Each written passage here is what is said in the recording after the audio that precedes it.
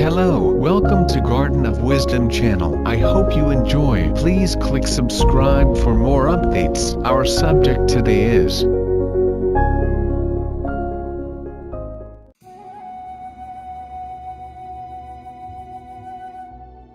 Do you struggle to get your meditation practice off the ground?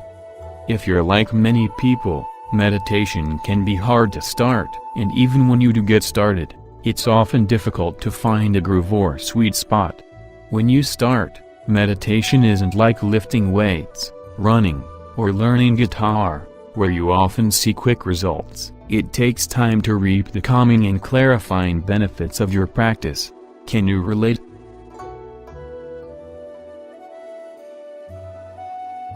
A lot of people give up because of this. Meditation just feels too foreign. In fact, there are studies which show that people would rather electrocute themselves than be alone with their own thoughts. Really? Yes, really. I admit I was surprised when I read that, but then I realized that before I started meditating, I also struggled with the art of being alone, and it kind of makes sense to me when I think about it. Relative to our forebears, we experience a degree of stimulation that's unprecedented, that makes it hard to sit still and silent in the not-so-calming presence of our hyperactive minds, and so it's natural for you to conclude that because your mind is always buzzing, you're no good at meditation, and then you lose steam. That's too bad, because it really doesn't need to be like that. And I'll explain why.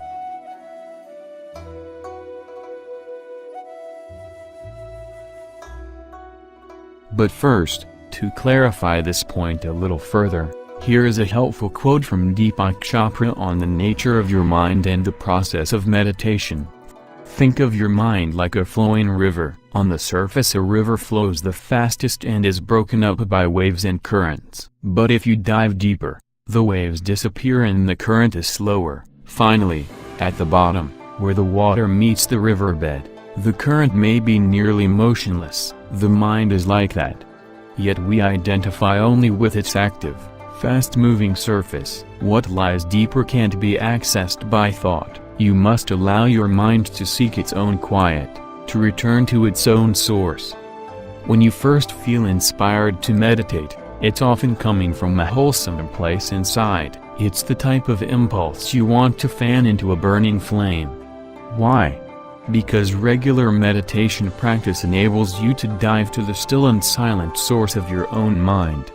And the truth is, most of us rarely experience the deeper currents of the mind, because we identify with the active and fast-moving surface. We lose heart and give up. If you understand why you feel like quitting, you can reverse that momentum, and more importantly, you can start to identify with the deeper source of who you are.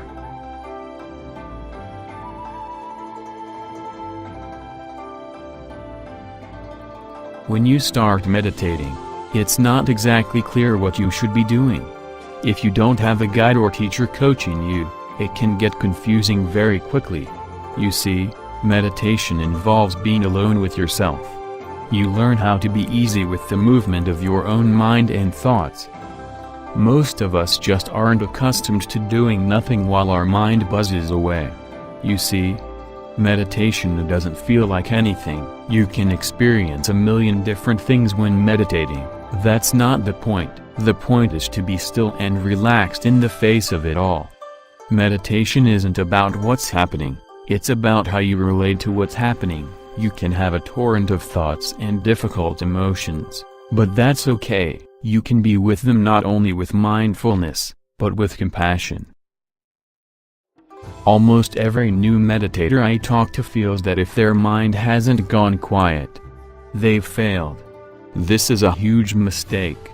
Your mind is like a machine that spits out thoughts like confetti at a ticker tape parade. It really doesn't matter what your mind is doing. I know, that's one of the hardest things to get used to, but when you do, your practice will shift into another gear.